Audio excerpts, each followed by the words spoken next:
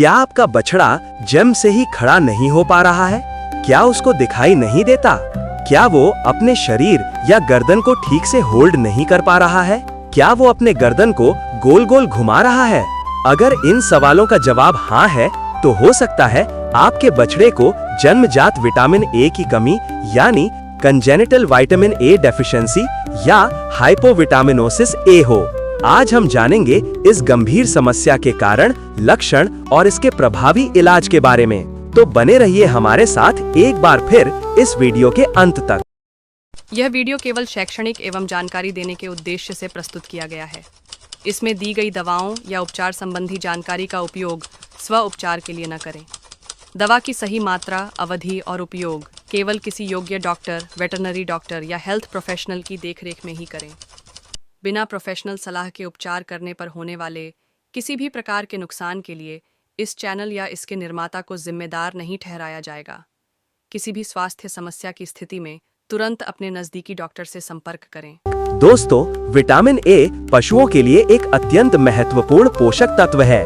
यह उनकी हड्डियों के विकास, तंत्रिका तंत्र के समुचित कार्य, आंखों की रोशनी और प्रतिरक्षा प्रणाली के लिए आवश्यक है। जब गर्भ में पल रहे बछड़े को मां के माध्यम से पर्याप्त विटामिन ए नहीं मिलता, तो जन्म के बाद उसमें इसकी कमी के लक्षण दिखाई देने लगते हैं। इसे ही हम जन्मजात विटामिन ए की कमी कहते हैं। अब बात करते हैं इसके कारणों की। ये समझना बहुत जरूरी है कि ये समस्या क्यों होती है, ताकि हम इसे रोक सकें। गर्भवती मां में विटामिन ए की कमी यह सबसे प्रमुख कारण है। यदि गर्भवती गाय या भैंस को उसके आहार में पर्याप्त विटामिन ए नहीं मिल रहा है, यदि सर्दियों में या सूखे के दौरान हरे चारे की कमी हो जाती है, जो कैरोटीन यानी विटामिन ए का पूर्ववर्ती मुख्य स्रोत है, तो वो गर्भ में पल रहे बछड़े को भी यह महत्वपूर्ण विटामिन नहीं दे पाएगी। पीने वाले पानी में भी समस्या हो सकती है। प्रायः ये देखा गया है कि जिस पशु को हरा चारा मिल रहा हो, लेकिन फिर भी जो पानी पी रही है, उस पानी में क्लोरिनेटेड नैप्थेलिन या नाइट्रेट आयन होने के कारण पशु के शरीर में विटामिन ए का एब्जॉर्प्शन नहीं हो पाता है। इससे भी ये रोग देखने को मिलता है। जिंक विटामिन ए के अवशोषण और उसके उपयोग में महत्वपूर्ण भूमिका निभाता है। यदि मां के शरीर में जिंक की कमी है, तो भी विटामिन ए का सही उपयोग नहीं हो पाएगा। मां में किसी प्रकार का यकृत रोग यानी लिवर से संबंधित समस्या भी विटामिन ए के भंडारण और चयापचय को प्रभावित कर सकता है।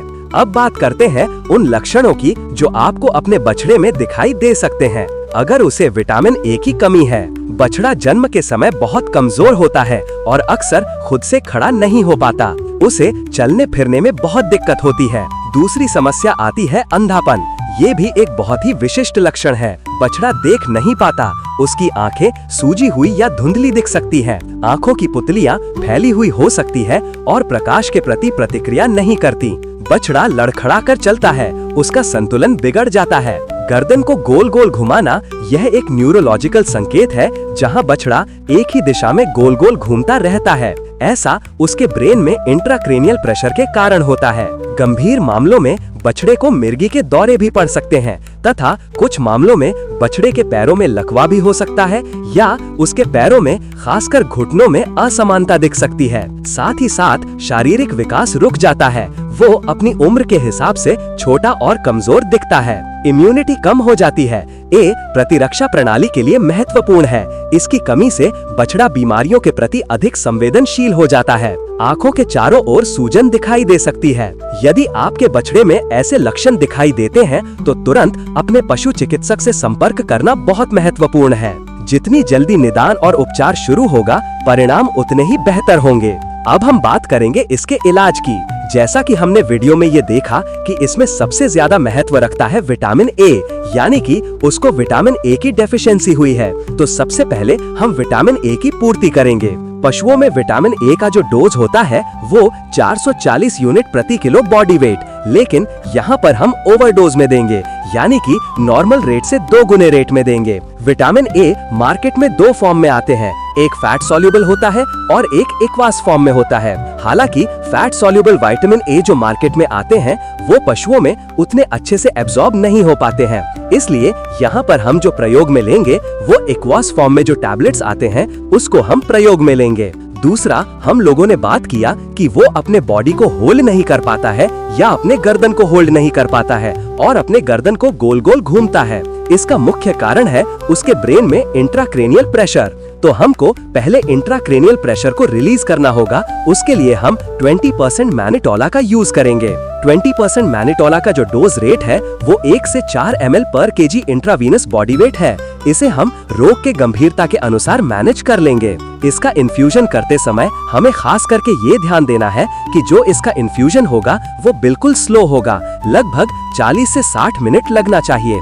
इससे तेज अगर हम इन्फ्यूजन करते हैं तो उसका उसके बॉडी पर कोई प्रभाव नहीं पड़ेगा। इसे हम 48 घंटे बाद आवश्यकता अनुसार दोबारा फिर से रिपीट कर सकते हैं। तीसरा, इसमें जो नर्वाइकल सिम्टम आ रहे थे उसको मैनेज करना होता है। उसके लिए हम इसमें थियामिल का यूज कर सकते हैं या फिर विटामिन B1, B3 और B6 का जो कॉम्बिनेशन आता है जैसे ट्राइबीवैट, न्यूरोकैन, फिर हम उसका कोई और प्रेपरेशन यूज करेंगे। इसके बाद एक और हम बात कर रहे थे कि गंभीर मामलों में इसमें मिर्गी के दौर भी आते हैं, तो उसको भी हमें मैनेज करना होगा। उसके लिए हम फिनोबार्बिटोन यूज करेंगे जो उसका रिकमेंड डोज रेट है उसके अनुसार। इसे प्रयोग करते समय हमें एक बात का ध्यान देना होता है कि इसे हम डायरेक्ट बंद नहीं कर सकते हैं। तो इसके लिए हमें एक पैटर्न फॉलो करना पड़ता है कि पहले हम 5 से 7 दिन तक इसको दिन में 2 बार, फिर 5 से 7 दिन तक दिन में 1 बार और फिर उसके बाद अगले 5 से 7 दिन तक 1 दिन के ऑल्टरनेट पर देते हैं। इतनी सावधानियां हम बरतेंगे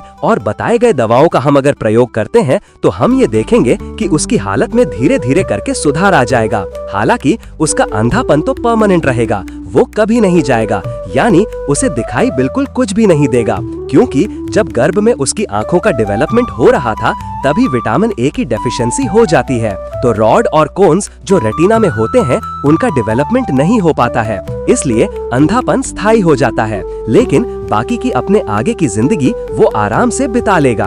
अब हम लास्ट में बात कर लेते हैं इसके रोकथाम की, यानी कौन सी सावधानियां बरत के हम इसे होने ही नहीं देंगे। सुनिश्चित करें कि गर्भवती गायों और भैंसों को उनके पूरे गर्भाकाल के दौरान पर्याप्त मात्रा में हरा चारा, उच्च गुणवत्ता वाला सूखा चारा, स्वच्छ और साफ पानी और विटामिन ए से भरपूर पूरक आहार मिले। नियमित रूप से विटामिन और मिनरल मिक्सचर दें जिसमें विटामिन ए और जिंक जैसे महत्वपूर्ण सूक्ष्म पोषक तत्व शामिल हों। साल भर हरे चारे की उपलब्धता सुनिश्चित करें।